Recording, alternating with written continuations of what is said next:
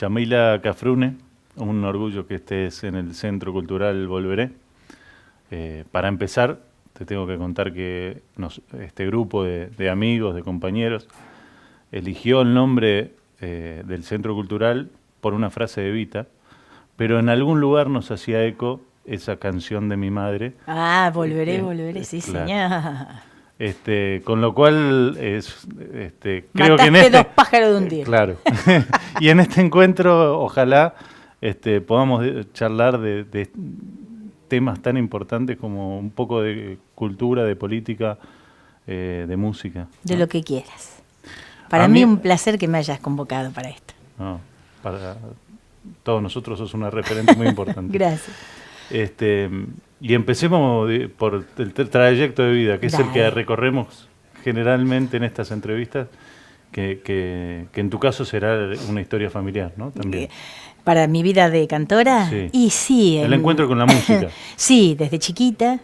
Mi encuentro con la música fue de muy chica. En mi casa se escuchaba sobre todo folclore, y cuando estaba el papi, solamente folclore. Cuando no estaba, teníamos la posibilidad de escuchar algún Palito Ortega, algún Sandro, claro, que era de la época mía. De cuando, claro. Yo ya tengo 51 pirulos, pero cuando venía el papi, chau. Se escuchaba folclore, y folclore del que nosotros ahora decimos del viejo folclore, del que estábamos charlando antes de la charla grabada. Un folclore de Aníbal Zampayo, se leían libros de Pedroni o de Juan Carlos Dávalos, que es el papá de Don Jaime.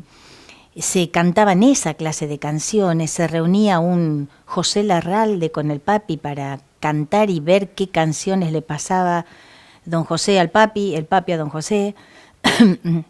Aníbal Zampayo, que venía del Uruguay, qué sé yo, un montón. Y también lo tenías un Malkusinski, que era un concertista de piano, que por primera vez probó el asado en mi casa en Los Cardales. Entonces había una mezcla muy interesante de música. Y yo empecé así, escuchando esos nenes. Claro. Y claro, con razón, después el día de mañana, el día de hoy, me cuesta mucho buscar un repertorio, porque estás acostumbrada a la manteca. Si te dan margarina no te gusta, ¿viste? Entonces... Esa era la época de un boom, ¿no? Del folclore. Sí, señor. Que quizá vendía miles de discos, cada uno de los grandes referentes de la época, ¿no? Para tener un disco de oro, tenías que haber vendido, de verdad, Sí.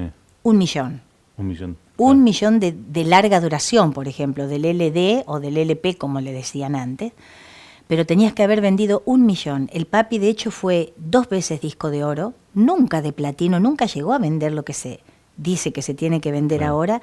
Ahora desconozco el número que se tiene que vender, pero llegó a ser del simple, que creo que de un lado tenía que Seas Vos y del otro lado Brumas o Dudas, y de larga duración Yo le canto al Paraguay, que era con la orquesta de Cardoso Ocampo, fue 1 millón de discos vendidos. Y ahí le dieron el disco de oro la CBS, vieja Sony sería, ¿no? Me parece que Cafrune representa casi todo un repertorio, ¿no? Como si fuera un canon de la música popular argentina. Sí. Uno podría recorrer en su repertorio un montón de autores y de distintas manifestaciones, hasta latinoamericanas. Sí. Latinoamericana, porque él grabó algo de los valses de Chabuca. Claro. Bolivia, Paraguay, Uruguay. Alguna vez escuché Soy Pura Hey señor. En Asunción y dije, pero si esto es de Cafrune. Es de Cafrune. No era bueno, de grabó uno en portugués, claro, que se llama Cururú Billo Bravo, pero en realidad se refiere al cururú, que es el sapo ese gigante, tremendo. Después estuvo, como te digo, Uruguay, Brasil, Paraguay, Bolivia, Chile y Perú. De esos países cantó folclore de esos países. Más que nada de la Argentina. Él era un gran defensor del folclore argentino, porque decía que podía cualquier otro país tener mejor música, quién sabe, tal vez posiblemente, pero nunca mejor poesía que las canciones argentinas. Mirá. Él estaba enamorado de las canciones, de la letra de las canciones argentinas. Y tenía, después, cuando conoció España, canciones de Hernández, Claro. Que realmente o eran poemas que él musicalizó sin escribirla, la música, sino que simplemente la musicalizaba en el momento como una especie de milonga. Y ahí sí creo yo que fue un referente inclusive para gente de otro país. Para los que no somos músicos, digamos, una de las intrigas que pueden salir, y a mí me surge mucho de Cafrune también, es cómo selecciona las canciones, ¿no? Porque por ahí hay algunas que parecen cantadas, porque, no sé, grandes autores letristas. Pero hay otras que no. De Mi Esperanza, por ejemplo, es la única obra de un autor ignoto, ¿no? Bueno, pero varias. Y varias de Si esas. vas a buscar en los discos del Papi, vas a encontrarte canciones que a lo mejor las cantó él una vez, las grabó y no las cantó nunca nadie más. Nunca nadie más. Milonga del que se ausenta, por ejemplo, cuyo autor no recuerdo, y por eso no te lo voy a decir de verdad, Claro. pero no se la escuché nunca a nadie más. Mira. Nunca. La grabó el Papi y creo que la habrá cantado 5 veces. Mira. Y es una de las milongas más preciosas. Habla del hombre que se va y que ella, dice, y ella con sus manos tejió telaraña para cicatrizarla. Dice, en Mira. una de esas, a la herida que él tenía, esa mujer tejió telarañas para cicatrizar su herida. Esa poesía gauchesca, y que él le está diciendo que se aleja y que no mira para atrás porque no quiere que la mujer vea el llanto de él, eso no se cantó nunca más.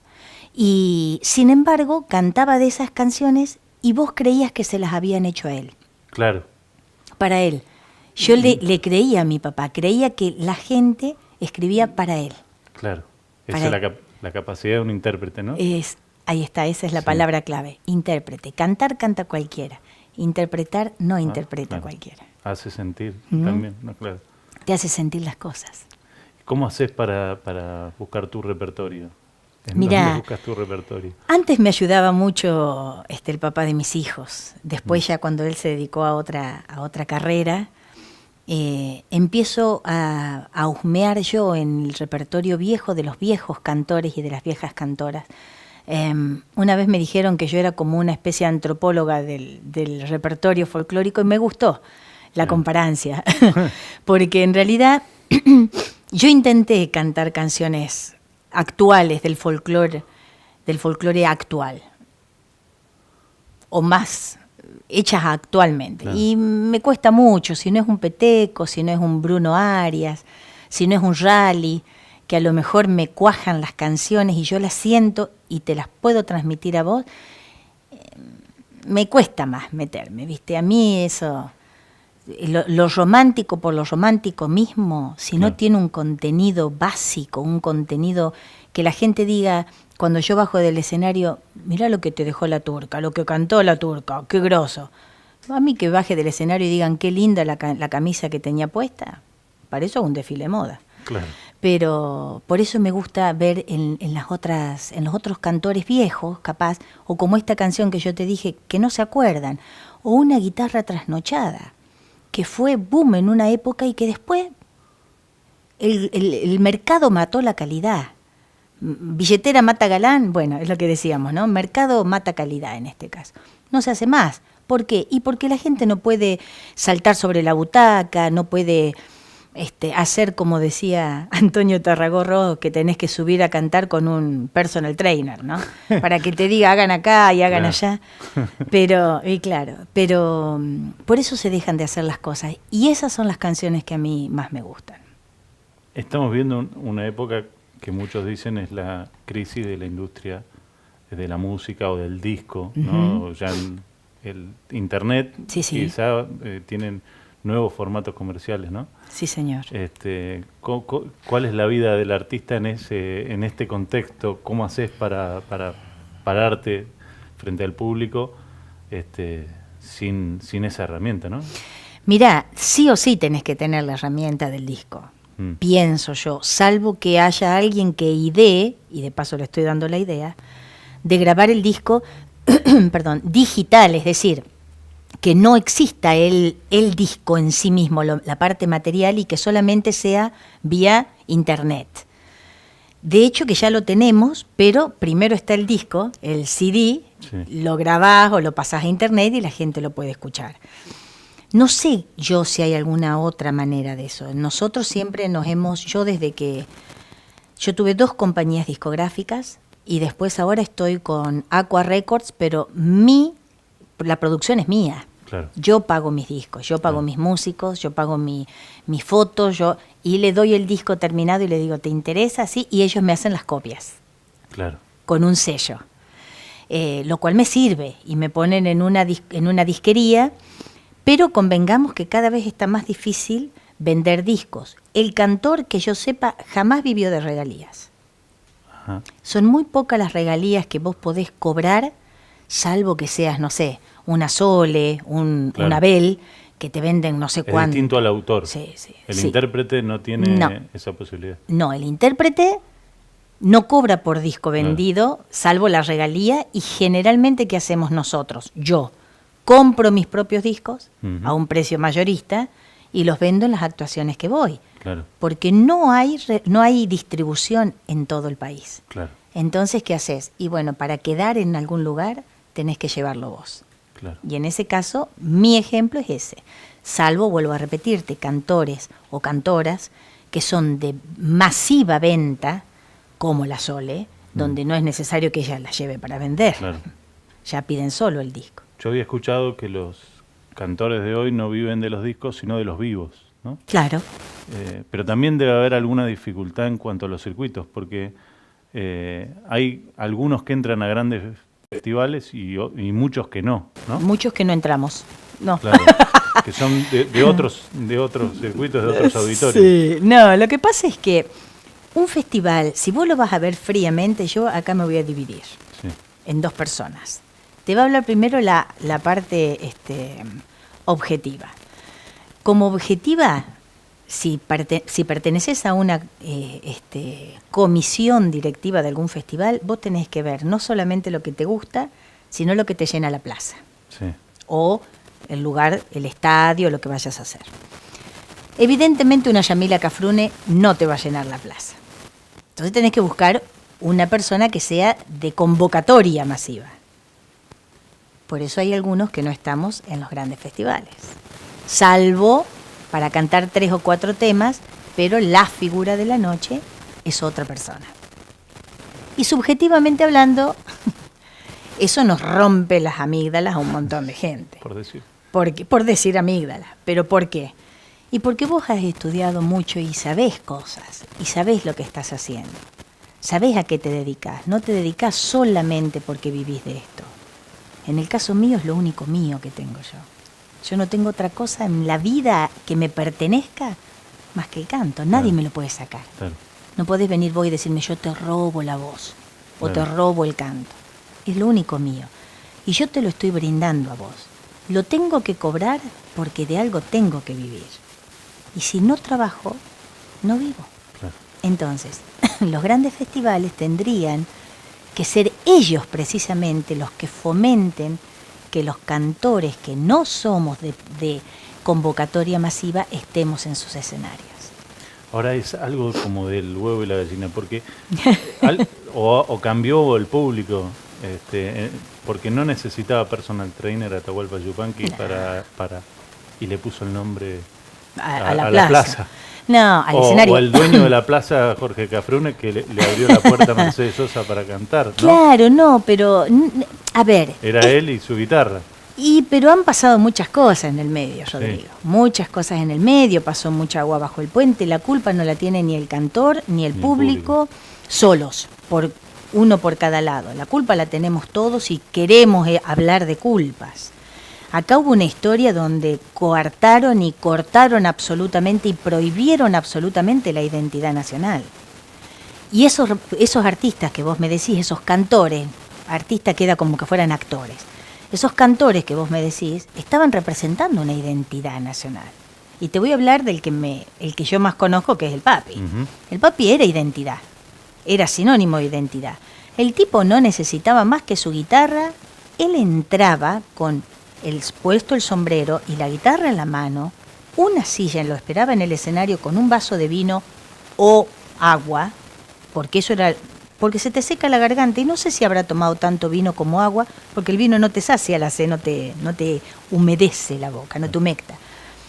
Entraba solito, se sentaba, se sacaba el sombrero, afinaba. A todo esto ya estaban pasando 1 minuto desde que entraba, porque no entraba a las corridas, claro. Y la gente muda. Es decir, había una historia detrás del cantor. Se esperaba el cantor generaba una expectativa.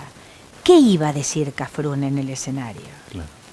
Bueno, ahora sabés que por más que pasen 4 o 5, esos 4 o 5, de 4 o de 5, capaz que logras uno, que te deje algo. Y no estoy hablando mal de mis colegas, estoy simplemente diciendo que en este momento todos necesitamos comer y nos adaptamos al mercado. Entonces, hay gente como yo que prefiero no ser de convocatoria masiva y no adaptarme jamás al mercado y poder trabajar de otra cosa, pero no dejar mis valores a un costado. Entonces, por eso yo te decía lo que te decía, prefiero bajar del escenario y que digan, mira lo que dijo la turca, y no que digan, qué linda túnica que tenía la turca. Prefiero que me digan lo primero. Yo te escucho hablar y no puedo dejar de pensar que también tu padre murió por eso, ¿no? Es una cosa muy fuerte. La autoridad que tenía, tanto fue así que atentaron contra él, ¿no? Sí. Y la potencia de un artista. Y bueno, eso lo decía el brujo López Rega, lo dijo en un libro.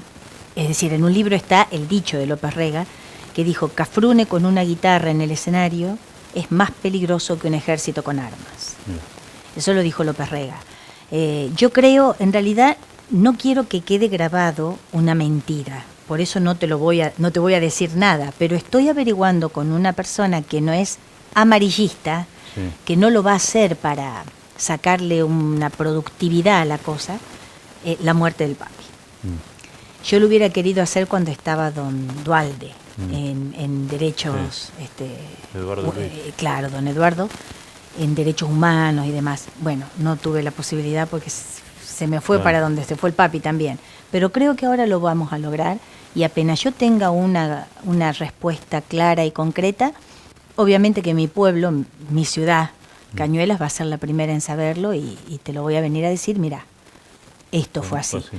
Pero creo que le vino muy bien la muerte, suponiendo que no lo hayan matado, les vino como anillo al dedo, como decimos los paisanos, la muerte del papi a la gente que lo quería acallar, que no le gustaba.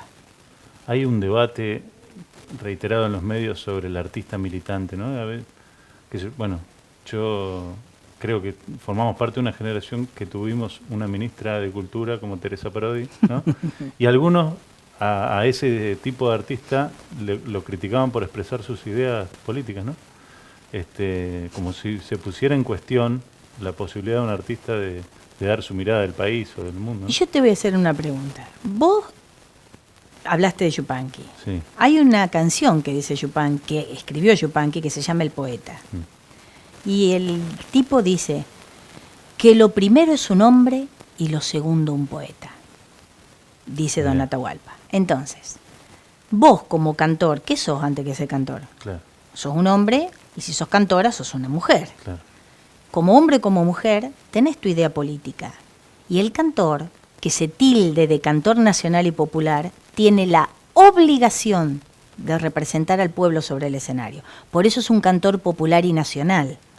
Si vos sos un cantor popular porque te bailan, bueno, metele que son pasteles. Claro. Pero si vos te considerás un cantor nacional y popular, tenés que dejar un mensaje en el escenario. El cantor no puede estar exento de dar su idea política. Te contaba, ¿sí?, que Ramón Ayala exactamente contó en Volveré que la palabra arandú en guaraní significa poeta y sabio. Y era el que puede medir el tiempo, ¿no? Sí. Y esa capacidad que tiene el artista de tomarle la temperatura a una época. y a un momento especial de la historia, ¿no? Es decir, el papi cantó El Silbidito, que era una canción que podía pasar por ser una canción común, sin embargo le estaba hablando a un curita que se había enamorado y le lleva la mujer. Mira. Cantó Paisajes de Catamarca como una cosa, como una canción paisajista, claro. nada más. Cantó Resolana como una canción de amor. Grabó Las 9 lunas, que eran los poemas de José Pedroni respecto de los 9 meses de embarazo de una mujer, y te grabó un orejano o una milonga del solitario cuando fue necesario que el cantor se jugara por el pueblo. Claro. A eso me refiero yo cuando te digo lo representa al pueblo sobre el escenario, ¿no? Claro. Cafrune, y lo charlamos antes y me gustaría que lo cuentes, es como un puente entre algunos poetas que parecen, digamos, más de alta cultura o que eran capaces de mezclar su música con el jazz, no sé, o entre el Cuchile y Samón, o no sé, o poetas como Castilla y el festival y la plaza. Digamos. Hay pocos vínculos, creo, entre esas dos miradas. Pero es por lo que, perdón, es por lo que contábamos, lo que hablábamos antes también. Todo tiene que ver con la época. Cuando se empieza a frivolizar la cosa, cuando empieza a quererse más el aplauso que la calidad de lo que cantás, entonces cuando los cantores empiezan a creer que son iguales en calidad lo que ellos escriben a lo que escribe el autor y el compositor, y todos nos creemos autores y compositores, bueno, ahí empieza también el problema. Entonces, el papi no era autor, claro, ni compositor. El papi compuso 2 temas solamente. Uno que se llama Voy Andando, que es una samba que se la dedicó a una novia que tenía en Jujuy, por eso yo no la canto, porque no era mi mamá. Y la cantó él solo, no la cantó claro, nadie más. Más vale.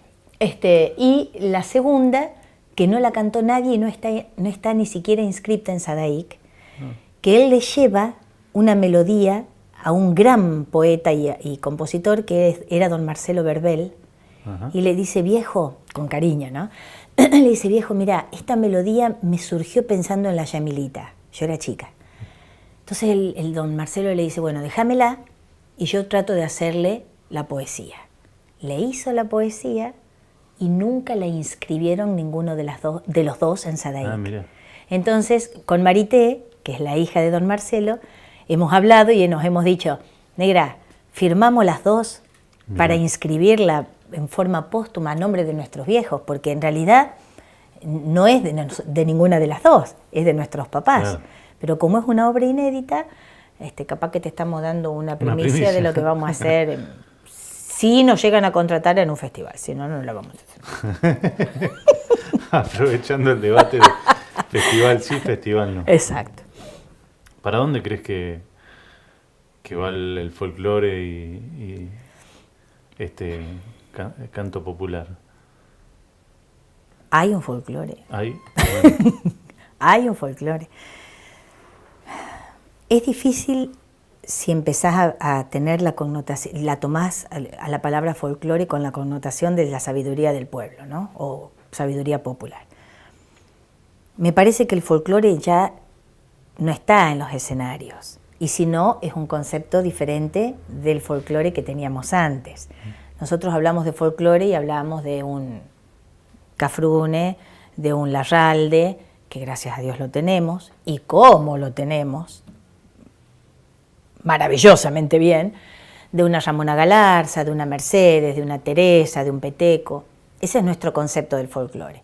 Y cuando ves actualmente los escenarios, de folclore específicamente, estás viendo que ya no, el género no está más puro.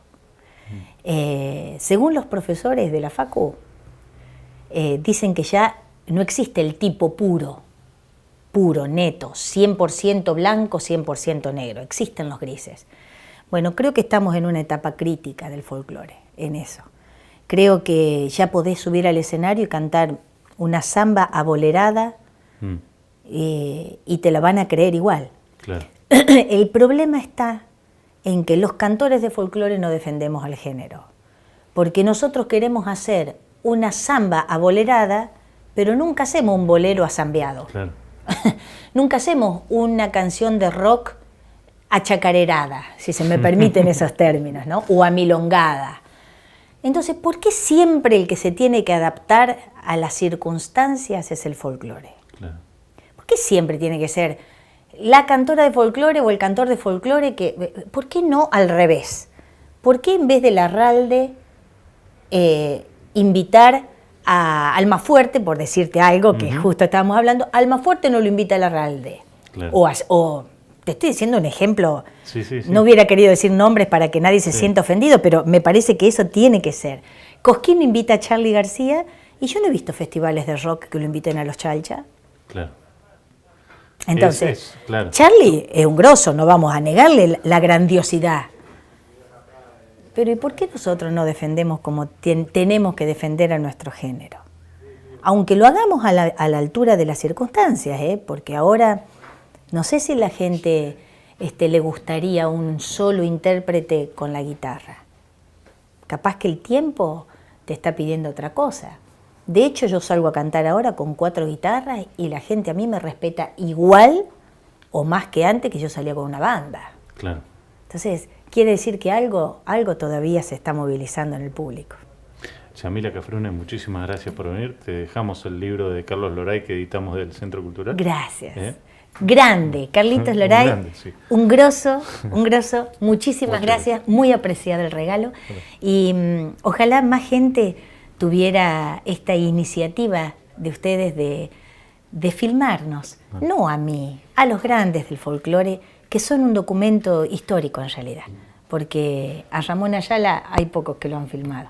Y gracias a vos, gracias al Volveré, lo tenemos para siempre. Muchas gracias.